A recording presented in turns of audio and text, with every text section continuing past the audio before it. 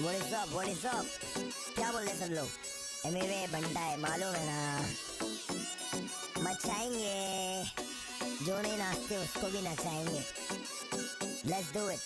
ए ए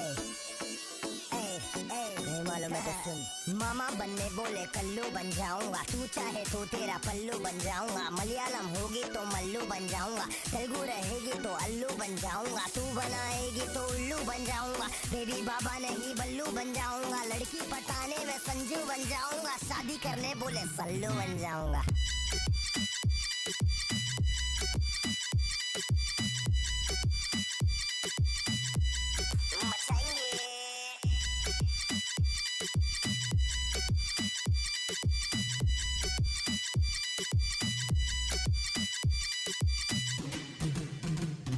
बहुत समय बाद लड़की पे गाना, गाड़ी और दारू नहीं दिखाना। सड़की तरीका है ये प्यार दिखाने का, जेब में ना कोड़ी फिर भी तेरे पे दीवाना। तू हाई फाई लेकिन मैं फोकड़ के वाईफाई पे बैठा हूँ, नाम तो बता।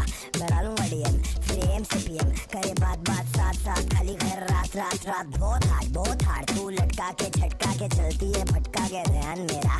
तेरे इस चलने पे मैंने कुछ लिखा है, पब्लिक को दे दूंगा ज्ञान तेरा। ओ मैडम जी मैं तेरा भाई नहीं है, धीरे चल कोई हाई नहीं है।